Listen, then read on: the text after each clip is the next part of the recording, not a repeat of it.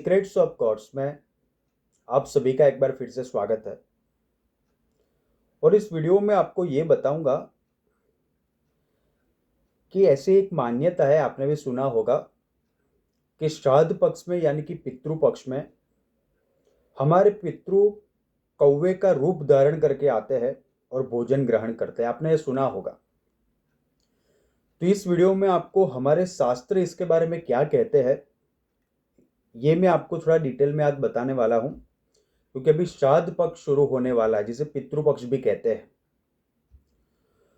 देखिए, हमारे हिंदू कैलेंडर के अनुसार भाद्रपद शुक्ल पूर्णिमा से अश्विन कृष्ण अमावस्या तक 16 दिनों का श्राद्ध चलता है, जिसे हम पितृपक्ष भी कहते हैं।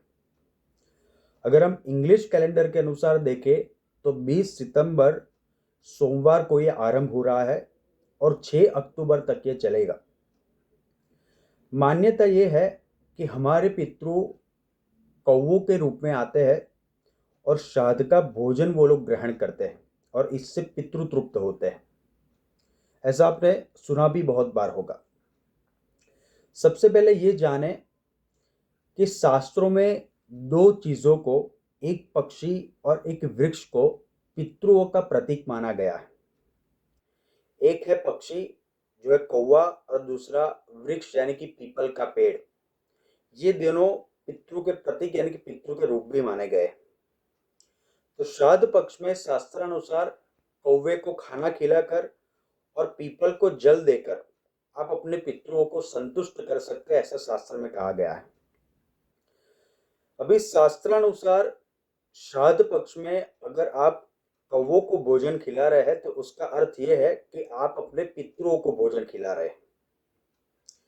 दूसरी एक बात यह है कि शास्त्रों में ऐसा बताया गया है कि कोई भी क्षमतावान या तो शक्तिशाली आत्मा कौवे के शरीर में प्रवेश करके वो विचरण भी कर सकती है।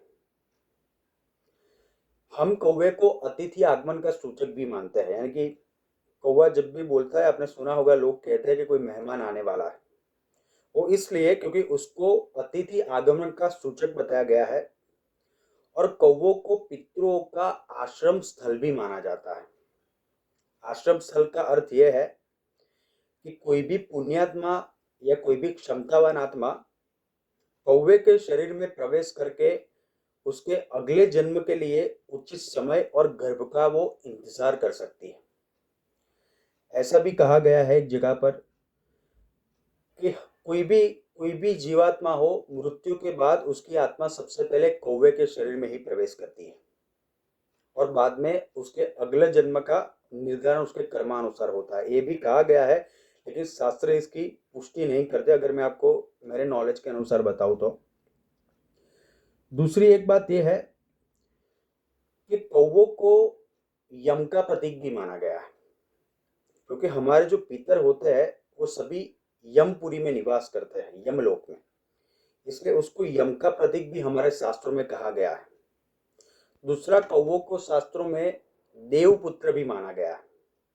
आपको पता होगी कथा कि जब एक बार एक कौवे ने माता सीता के पैरों में उसने अपनी चोंच उसने मार दी थी, तो भगवान श्री राम ने अपने बाण से उसकी एक आंख फोड़ दी थी।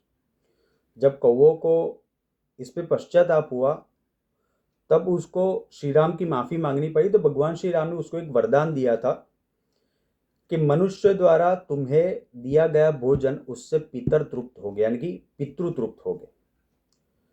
वैसे तो ये जयन था जिसे देवराज का पुत्र कहते हैं, और बाद में भगवान श्री राम के हाथों उसकी मुक्ति हुई थी।